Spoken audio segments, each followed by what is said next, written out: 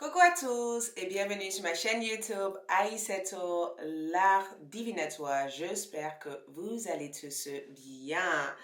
Donc, juste avant de faire cette vidéo, j'étais en train de communiquer avec mes guides en leur posant cette question. Quelle vidéo je peux faire aujourd'hui qui peut avoir un effet positif sur la vie d'une personne quelque part, d'accord? Donc, quelle vidéo aura un impact importante pour une personne qui a besoin d'entendre ce message ou une personne qui est en phase d'une transformation et en phase d'une transition et qui a besoin de savoir comment reprendre votre vie en main, d'accord? Reprendre votre vie sur le plan physique et sur le plan spirituel. Et mes guides m'ont tout simplement dit, allez-y, démarre les caméras et juste intuitivement et au niveau médiumique, parle de tout ce qui vient, d'accord? De channeling, exactement, tout ce qui vient en tête, tout ce qui vient et juste envoie, balance ce message.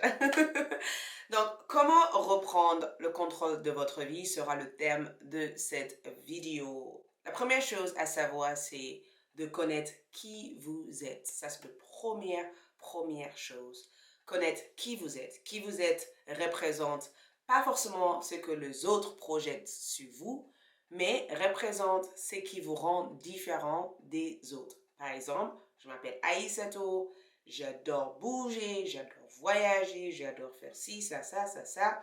Et peut-être que par rapport à ce que les autres voient sur vous, ça ne sera pas forcément la même définition. D'accord? Donc, avant tout de faire quoi que ce soit, ou de méditer, ou d'être dans la spiritualité, essayez de vous poser ces questions. Qui suis? Qu'est-ce que j'aime?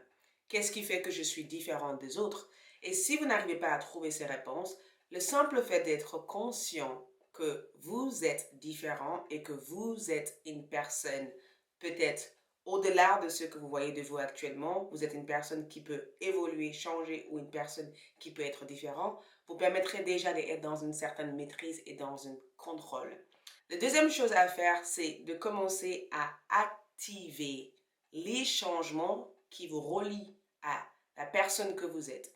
Par exemple, si vous êtes une personne qui aime la couleur rouge, vous n'allez pas avoir une couleur verte dans votre maison. Il y a une incohérence.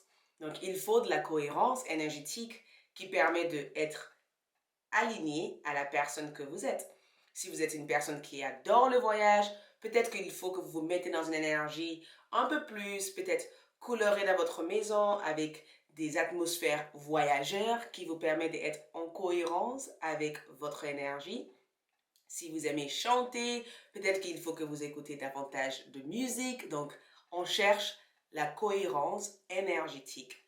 Je suis et je fais ce qui est nécessaire pour être dans cette vibration. Troisième chose à faire pour reprendre le contrôle de votre vie, c'est de savoir à qui vous vous associez avec. Donc, les gens qui vous entourent, votre environnement, quels sont les rôles, les impacts, les influences de ces personnes dans votre vie. Est-ce que ces personnes vous aident à avancer vers la personne que vous êtes ou est-ce que ces personnes vous rappellent que vous êtes quelqu'un d'autre? Donc, c'est très important de qui je suis, la cohérence entre la personne que je suis et ce que je fais au quotidien pour être cette personne. La troisième chose à avoir, c'est comme énergie qui sont autour de moi. Les influences énergétiques des personnes qu'il y a autour de moi. Quels sont leurs rôles? Si je suis Madame A, pourquoi je traîne avec une énergie qui ne m'amène pas à être Madame A? Donc, connaître votre environnement, connaître vos relations, savoir les influences de ces personnes dans votre vie et savoir les bienfaits aussi de ces personnes dans votre vie. Donc, si vous remarquez que certaines personnes ou certaines situations ne sont pas dans les cohérences énergétiques pour devenir qui vous êtes, il est peut-être temps de faire le tri dans cette situation. La quatrième chose à avoir, c'est d'avoir une base, une fondation, votre spiritualité, votre philosophie, vos valeurs, d'accord? D'avoir une pratique, quelque chose que vous consacrez à être tous les jours pour devenir la personne que vous êtes. Par exemple, quand je parle de base, je parle éventuellement du fait de Savoir prendre le temps pour vos plaisirs quotidiens. Je suis cette personne, je fais le nécessaire pour devenir cette personne, j'ai choisi mes groupes d'amis et à chaque instant, je essaie de revoir en fait les actions que je fais dans ma vie et de être dans la gratitude dans cette évolution. Donc, peut-être mettre en place une pratique spirituelle, peut-être mettre en place quelque chose qui vous permette de vibrer et de juste être dans la gratitude et dans la plénitude dans cette énergie. Et le quatrième chose aussi, c'est un rapport avec votre maison, à l'intérieur de votre maison, de vous mettre à l'aise, de trouver une pratique ou quelque chose ou la méditation qui vous permette de juste être dans l'accueil, dans la réceptivité, dans la joie, de faire quelque chose qui vous rend heureux. Cinquième chose à faire, c'est de dépasser vos limites. Quelles sont vos peurs et comment de dépasser ces peurs-là? Est-ce que ces peurs viennent de vos expériences passées ou est-ce que ces peurs sont des peurs que vous avez toujours eues en fait dans votre vie? Donc le fait de dépasser votre peur vous permet de savoir que c'est vous qui êtes au contrôle dans votre vie. C'est vous qui contrôlez votre vie. La cinquième chose est assez importante. Donc, c'est vraiment le fait de je dépasse mes peurs, je dépasse mes limites, je dépasse mes croyances, je dépasse les choses qui ont été programmées dans mon cerveau. Je dépasse en fait toutes ces limitations que je me suis mis au fil des années. Donc, je fais en sorte de le dépasser. La sixième chose à faire, c'est de faire quelque chose pour aider d'autres personnes, d'être au service des autres. Comment est-ce que vous pourrez aider le monde, en fait, à s'élever au niveau vibration? Quels sont votre rôle dans ce monde? Quel rôle vous jouez dans ce monde? De connaître le rôle de votre vie.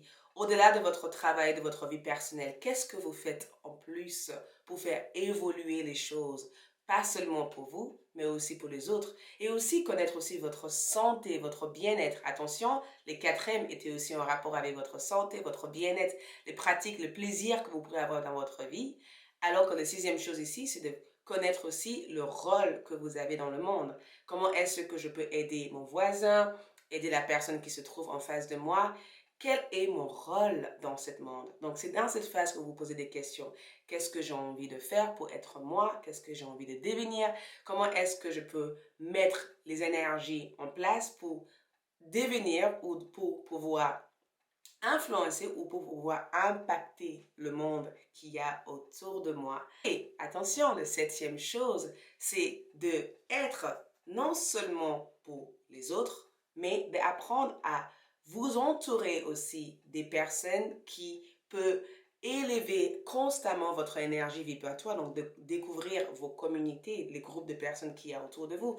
La cinquième chose était certes les personnes qu'il y avait autour de vous, mais là, c'est de trouver des personnes qui sont tout le temps et à chaque instant alignées à votre énergie.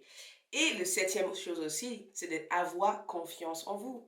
De vous dire à chaque instant que vous êtes forte, vous êtes capable de dépasser votre limite, que vous êtes capable d'y arriver, de enlever chaque pensée négative qui essaye de vous convaincre le contraire. La huitième chose, c'est de savoir trouver l'équilibre entre les pensées négatives et les pensées positives. Forcément, nous avons le jour et la nuit, donc forcément, nous avons le haut et le bas. C'est de savoir apprendre à être dans le maîtrise de ces hauts et des bas. Certaines mauvaises expériences dans votre vie viennent peut-être pour vous enseigner ou pour vous aider à apprendre à prendre les bons chemins. Donc, à chaque fois que vous vivez une mauvaise expérience, écrivez-le et voir comment vous pourrez changer cette mauvaise expérience en bonne expérience. Essayez de changer les difficultés que vous vivez en positivité. Donc, à chaque fois que je vis une difficulté ou je vis un problème ou je vis une situation qui me bloque, j'essaye de faire mon mieux pour me remettre dans l'alignement, dans une énergie plutôt positive. Comme le chiffre numéro 8. À chaque fois que je suis dans cette situation, j'essaie de basculer des choses pour trouver toujours l'équilibre entre cette situation et cette situation. Donc, de fait de savoir suffisamment, comme le chiffre 1, qui vous êtes, et le chiffre 8, de trouver l'équilibre entre la situation qui vous pousse vers le bas et la situation qui vous pousse vers le haut. Et la neuvième chose en énergie, c'est de vraiment apprendre. C'est incroyable parce que ça, c'est vraiment quelque chose d'essentiel. Et je le dis à chaque instant dans toutes mes vidéos, d'apprendre à écrire votre réalité. C'est vous qui créez vos réalités, votre rêve. Écrivez. Prenez un stylo, un papier, juste simplement écrivez toutes les magnifiques choses que vous aimeriez bien activer dans votre vie ou manifester dans votre vie. Le simple fait d'écrire en disant j'ai une maison, j'ai une voiture, j'ai rencontré l'amour de ma vie, je vis la vie de mes rêves, je suis heureuse. Le fait de l'écrire permet de l'enregistrer dans votre subconscience et dans votre inconscient. Vous réalisez ça sans vous rendre compte de ça. Donc, écrivez. Écrivez toutes les choses qui vous viennent en tête, toutes les choses que vous avez envie de manifester, toutes les choses que vous avez envie de réaliser. Activez la loi d'attraction dans votre écriture. Le simple fait d'écrire vous permet d'attirer ces énergies positives dans votre vie. Et la 10e chose, tout simplement, faites ce qui vous convient, faites ce qui vous plaît, faites ce qui vous rend heureuse. Ne laissez personne vous limiter, ne laissez personne vous bloquer. Sachez que vous êtes plus fort que ce que vous pouvez l'imaginer. Et comme j'ai toujours dit, à partir du moment où vous arrivez à définir la personne que vous êtes, le simple fait de connaître cette énergie en disant je suis telle et telle personne, j'aime telle et telle situation, je veux vivre telle et telle vie, vous permet d'être au contrôle déjà de votre vie. Et à chaque fois que vous avez une difficulté, lâchez prise, laissez-le partir. Plus vous travaillez avec l'énergie spirituelle, plus vous activez en fait cette cycle énergétique, plus vous croyez en vous, plus vous dépassez votre limitation, plus vous croyez à l'impossible et plus vous arrivez à suffisamment vous aimer pour vous dire je mérite d'être heureuse, la vie reviendra pour vous amener tout cet utile, toute cette ressource pour pouvoir vivre une vie heureuse et épanouie. Donc, comment reprendre le contrôle de votre vie? C'est d'abord en vous connaissant qui je suis, pourquoi je suis là, où je vais. Assumer la personne que je suis, accepter la personne que je suis, autoriser que l'univers puisse m'apporter tout ce dont j'ai besoin pour pouvoir avancer. Essayez de toujours croire en vous, croire à votre rêve, croire à votre histoire, écrire votre histoire et vous allez reprendre le contrôle total de votre vie.